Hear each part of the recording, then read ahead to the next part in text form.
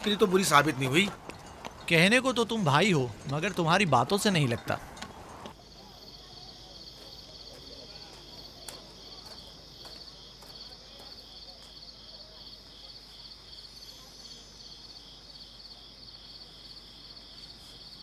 ये पहनो।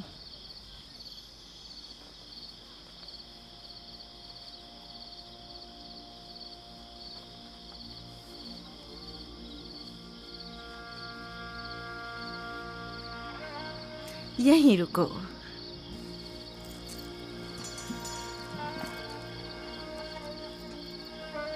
तुम जानते हो ये क्या है?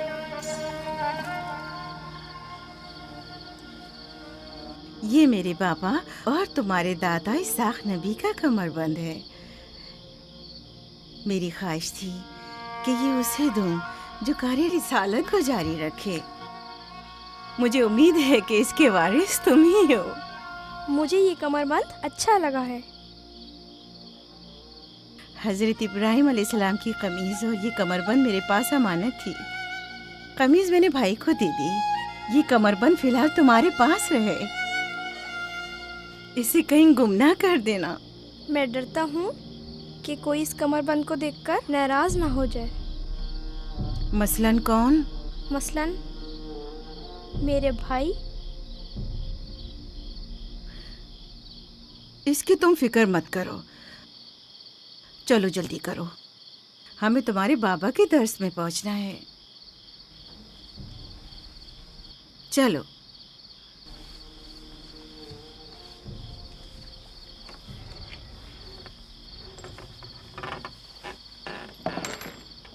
हसद यानी वो नेमत और दौलत व मकाम व मंजिलत जो किसी बंदे को अता हुई है, उसकी नाबूदी की आरजू करना। हसद यानी किसी के पास किसी नेमत के होने को बर्दाश्त न करना। हसद यानी दूसरों की कामयाबी और खुशकिस्मती को बर्दाश्त न करना और दूसरों की फुक्र और तंगदस्ती का ख्वाहिशमंद होना। अब तुम में से कोई बताए कि हासिद किसे कहते हैं?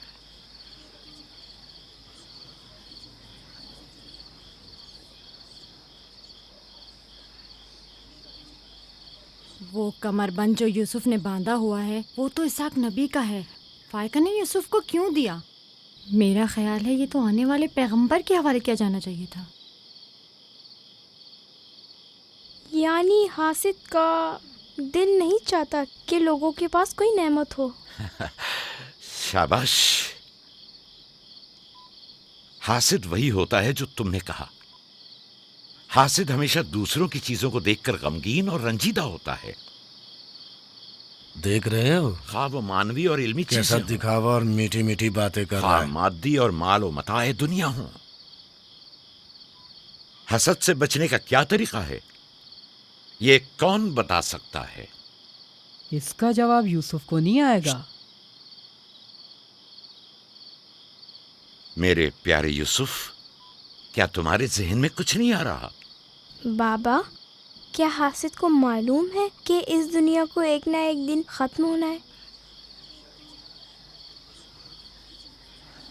शाबाश बेटा, शाबाश। जवाब यही है जो तुमने दिया। हासिद को चाहिए कि जान ले कि दुनिया किसी के साथ वफा नहीं करती।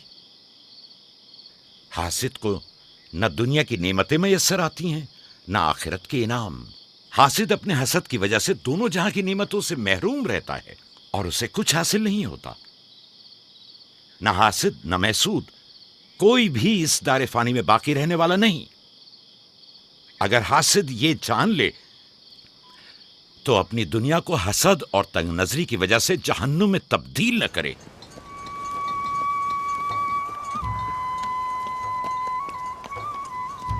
एक बिन माँ के बच्चे से मोहब्बत करना फितरी बात है। क्या जिनकी माएँ जिंदा हों उनसे मोहब्बत ना करना भी फितरी बात है? यानी जिनकी माएँ हों उन्हें मोहब्बत की जरूरत नहीं होती।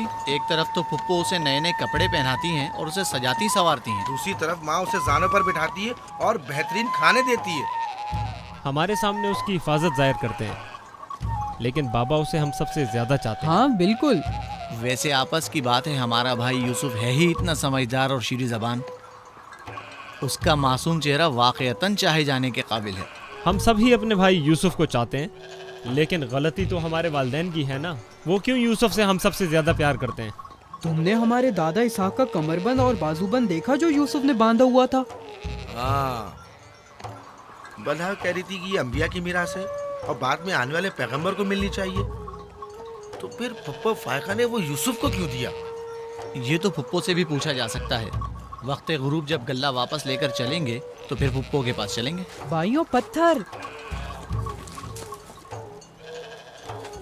चलो आजमा के देखते हैं। मैं तुम सबको हरा दूंगा।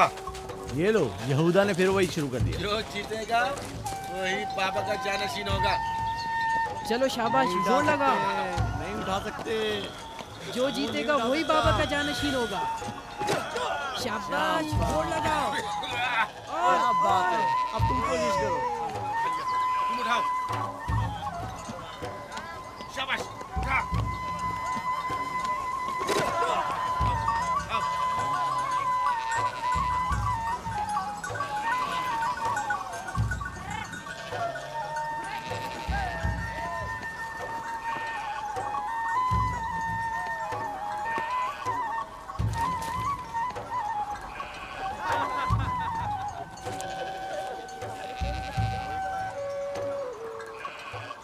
सलाम खाला। सलाम जुल्फा।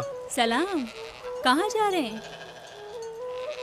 गल्ले को बाड़े में छोड़ेंगे, फिर हम फुप्पो फायका के पास जाएंगे। दरअसल हमें उनसे कुछ काम है। हमें भी उनसे बहुत कुछ पूछना था और अभी हम वहीं से आ रहे हैं। मेरे ख्याल में यूँ बिना बताए तुम्हारा फुप्पो के घर जाना ठीक नहीं। तुम्हारे बाबा फुप्पो फायका के पास हैं। वो यूसुफ से मिलने गए हैं और ये सब देखकर तुम लोगों को शायद अच्छा न लगे।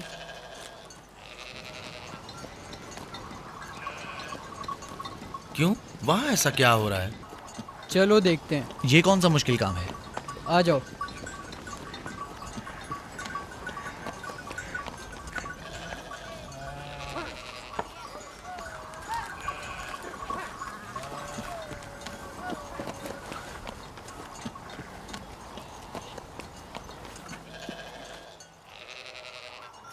देखा बाबा यूसुफ को हम सबसे ज्यादा कितना चाहते हैं। यहूदा फजूल बातें मत करो। जब हम छोटे थे तो बाबा के जानों पर इसी तरह बैठते थे और वो इसी तरह मोहब्बत करते थे। बलहा और जुल्फा इसीलिए कह रही थी कि फुप्पो फायका के पास यूं ही अचानक मत जाना। फजूल बातें मत करो, मैं तो जा रहा हूँ।